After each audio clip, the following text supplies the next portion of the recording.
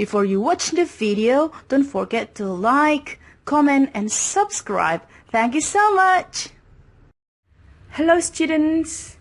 It's been a long time I haven't given you any explanation.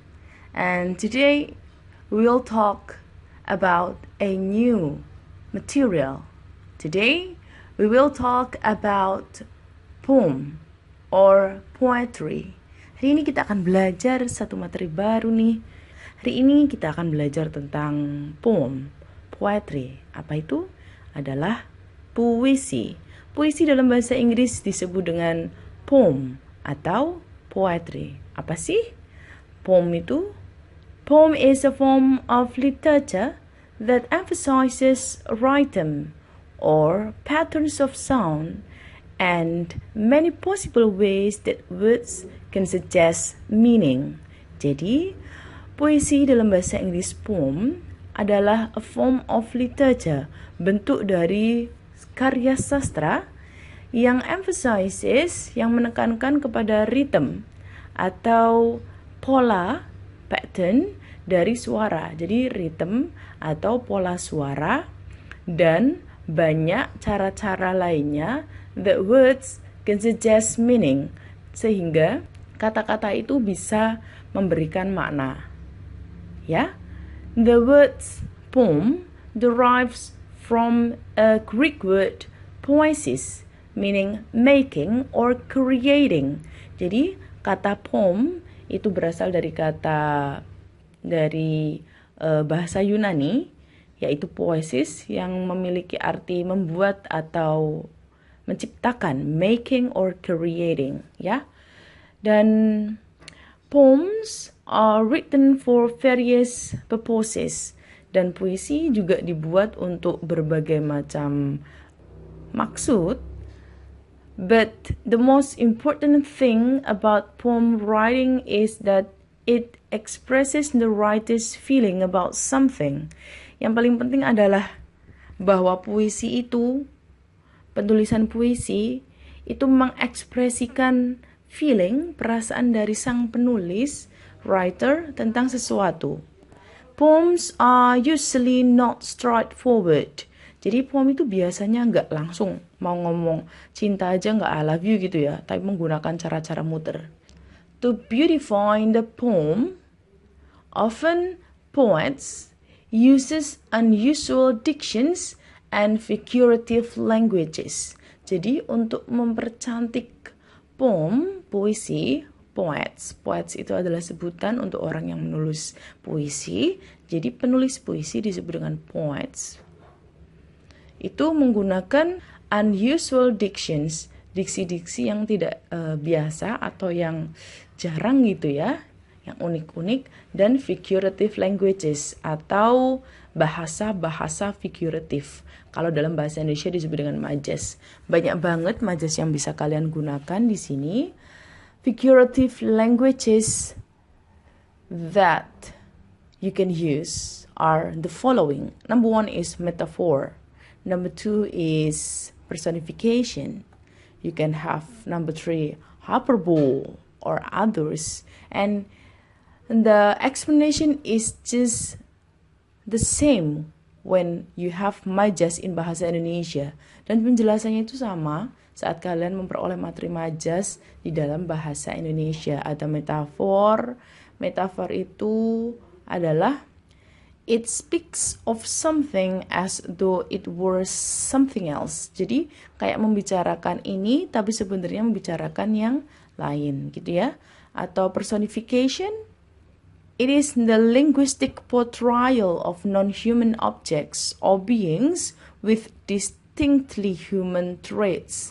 Jadi sebenarnya itu bukan manusia nih, benda-benda mati bisa benda apapun, tapi seakan-akan mereka bisa berlaku seperti manusia. Contoh, pohon-pohon itu menari ya. The trees are dancing. Kayak gitu. Jadi pohonnya nari, padahal bisa nari kan itu ya.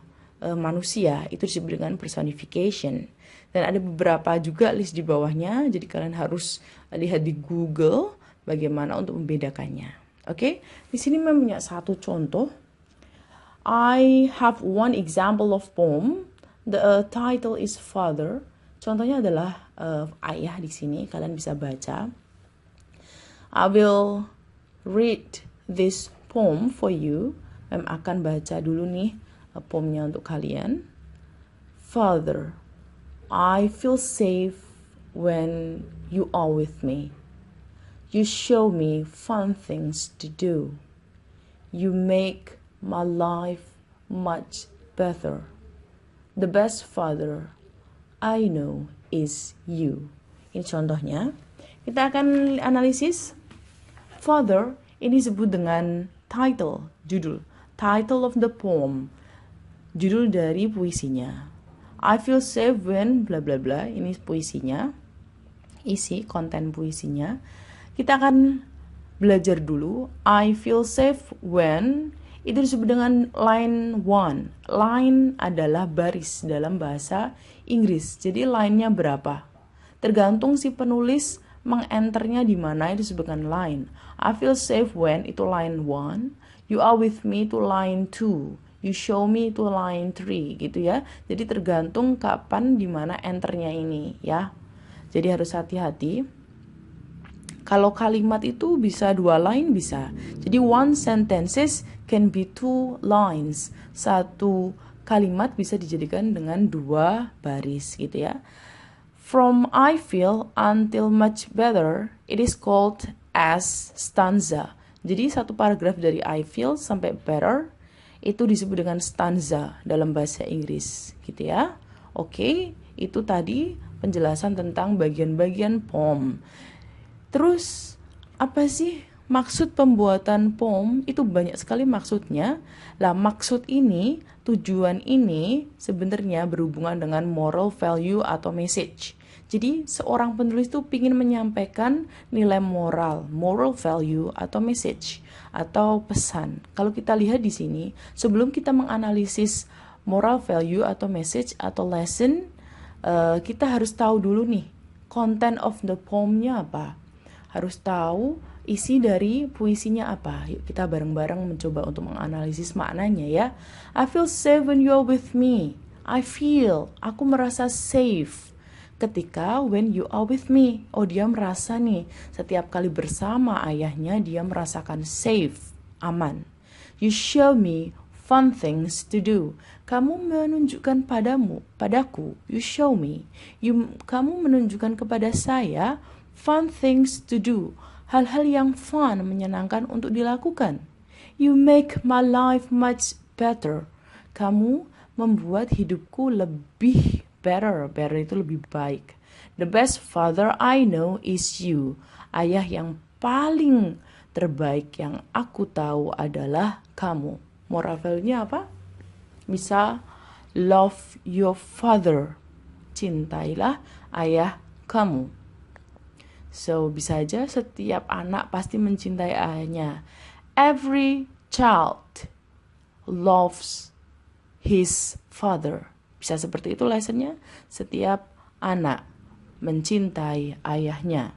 Ya, so itu sebenarnya si penulis poetsnya ini pingin menceritakan bagaimana cintanya dia terhadap ayahnya, merasa aman.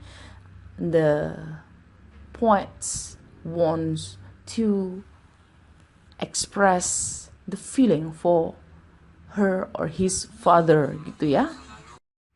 Okay, that's all students.